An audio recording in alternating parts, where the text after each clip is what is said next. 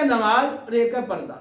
تو نماز پڑھنا یہ اہم ترین فرائض میں سے ہے، اور بے پردگی یہ ایک بہت بڑا حرام کام ہے جس سے آگے بڑے فساد کا دروازہ کھلتا ہے. تو اب آپ اپنے معاشرے میں دیکھ لیں کہ کتنے فیصد لوگ نماز پڑھتے ہیں اور کتنے فیصد خواتین پردہ کرتی ہیں، اور پھر جو نماز نہیں پڑھتے اور جو پردہ نہیں کرتی ان کو روکنے والے کتنے لوگ ہیں. اور ہم خود دیکھ لیں کہ آج تک ہم اس فریضے کو کتنا ادا کر رہے ہیں.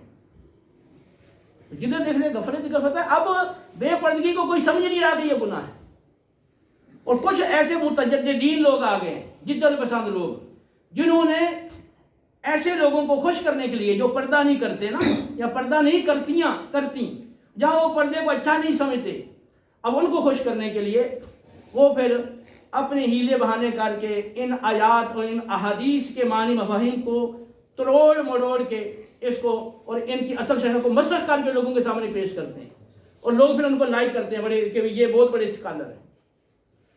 اس طرح یہ اسلام کے احکام کو، قرآن و سنت کے احکام کو مسخ کرنے کی کوشش کی جا رہی ہے کہ ان مسلمانوں کے ذہنوں سے قرآن و سنت کے احکام کی ویلیو بالکل نکل جائے. جبکہ ہم سے تقاضا یہ ہے یا ایھا الذین آمنوا ادخلوا فی السلم کافہ، اہل ایمان اسلام میں پورے داخل ہو جاؤ، پورے داخل ہو جاؤ.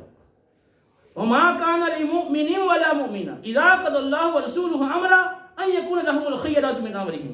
جب اللہ اور اس کا رسول نے کوئی فیصلہ کر دیا ہے، کوئی حکم دے دیا ہے، اب مومنہ عورت ہو یا مومن مرد ہو، اب اس کو کوئی اختیار باقی نہیں ہے کہ اب اس کی مرضی ہے جناب وہ اس حکم پر عمل کرے نہ کرے، فیصلے کو مانے یا نہ مانے، یہ اس کے پاس اختیار نہیں ہے.